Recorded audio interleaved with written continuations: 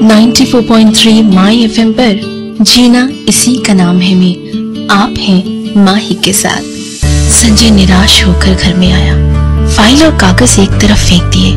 माँ रसोई में होगी, उसकी आवाज आ रही थी। बैठा रहा थोड़ी देर, अपना मुंह छुपाए। आज का दिन बिल्कुल बेकार गया था। उठने में देर हो गई थी, जल्दी में शर्ट पर चाय गिर गई थी।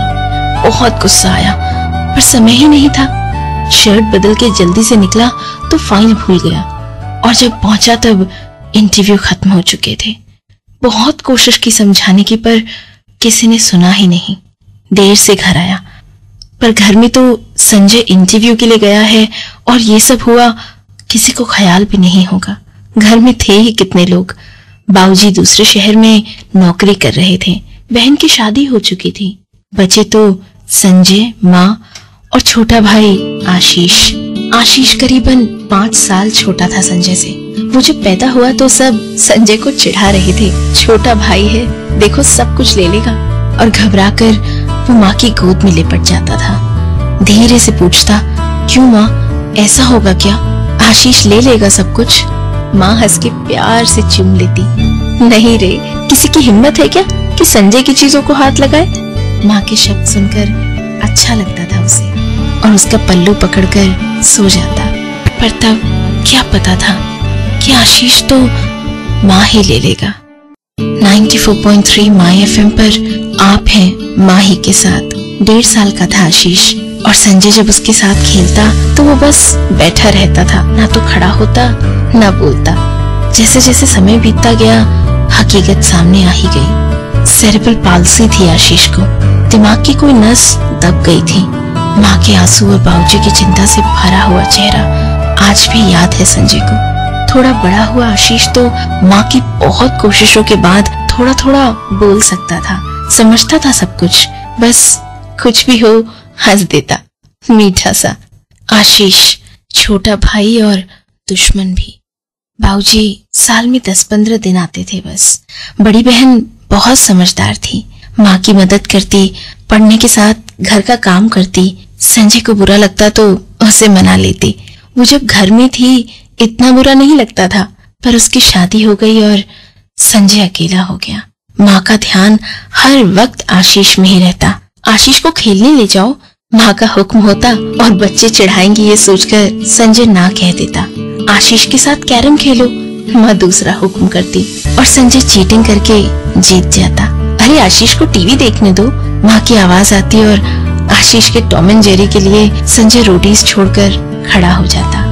आशीष के लिए लड्डू बनाए हैं, माँ कहती, और संजय थाली छोड़कर खड़ा हो जाता। मैं भी माँ का ही बेटा हूँ ना, ये सोचता रहता। पर माँ की दुनिया तो सिर्फ आशीष के इर्द गिर्द ही घूमती, और संजय वो तो इस दुनिया में दूर दूर तक अपने आप को कहीं देख ही नहीं पाता था। 94.3 माई एफएम पर मैं हूँ माही। इन सब से बेखबर आशीष। बेखबर था पर होशियार बहुत था, जो देखता याद रह जाता उसे। बाबूजी ने उसके लिए कंप्यूटर ले लिया था। पूरे दिन कुछ करता रहता, न कुछ बोलता न कुछ मांगता। शायद इसीलिए माँ उसके आसपास घूमती रहती। संजय को तो याद ही नहीं था कि माँ उसके स्कूल में, उसके फंक्शन में या उसके स्पोर्ट्स डे पर कभी आई हो। एक बार आई थी और बार बार घड़ी देख रही थी। संजय ने नाटक में भाग लिया था। उसकी एंट्री हुई और उसने हॉल में देखा तो माँ की सीट खाली थी। घर पहुंचा तब आशीष के साथ बातें कर रही थी। आ गया, बस इतना ही पूछा, जैसे कुछ चुप सा गया। आशीष ने तो माँ को बांट दिया था। माँ तो संजय की भी थी ना, पर आशीष ने तो पूरी ले ली। दोस्त लोग चिढ़ाते, वो खुटता रहता। बहन समझाती, इन सब की आदत सी हो गई थी। पर आशीष की मुस्कान उसकी आदत नहीं हो पा रही थी। कुछ भी हो जाए, वो प्यारी सी मुस्कान आशीष के चेहरे पर हमेशा रहती। 18 साल का था, पर चेहरा मासूम था। जुल्फे चेहरे पे लटकती, बड़ी आंखें, और उसके साथ वो मुस्कान। झुंझला जाता संजय। घूमना, बाहर जाना, फिल्म देखना, पढ़ना, सब कुछ आशीष के मुताबिक तय होता था। छोटा था तो रो ही लेता था, पर अब तो बड़ा हो गया था। संजय जब छोटा था तब माँ कहानी सुनाती थी, शेर की, जंगल की। पर आशीष डर जाता था। फिर पता चला उसे गाना सुनना पसंद था और तब से संजय की कहानियां भी बंद हो गई।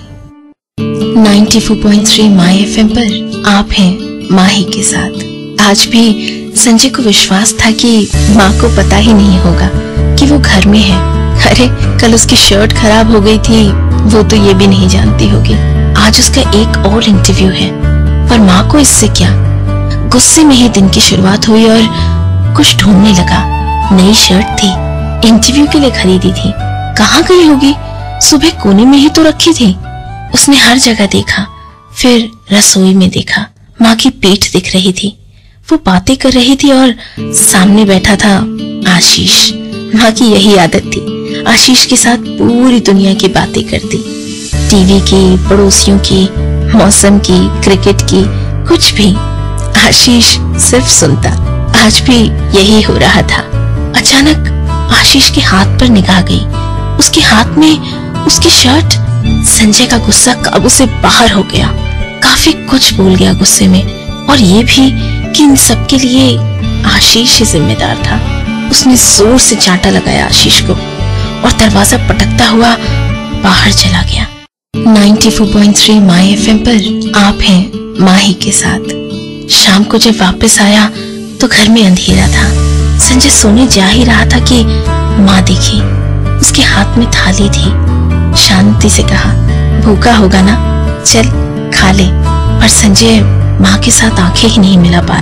मैं बदल गई, ऐसे मिलाता। कितना कुछ कहा था माँ को भी तो आज सुबह। माँ आशीष का ही ध्यान रखती है, गुस्से में तो ये भी कह दिया। माँ धीरे से बोली, सच ही तो है, आशीष का ही ख्याल रखती हूँ। देखना कल सुबह चाय गिरी तेरे कमरे में तेरे कपड़े पर मुझे पता ही नहीं चला। मैं हूं ही ऐसी, पर ऐसा नहीं था कि आशीष के जन्म तक ऐसी ही थी।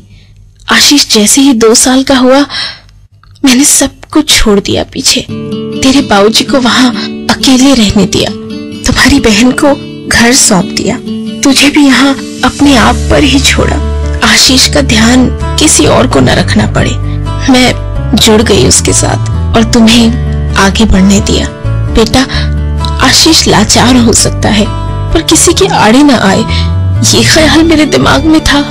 और ये देख, ये कहकर माँ ने संजय के आगे कुछ रखा।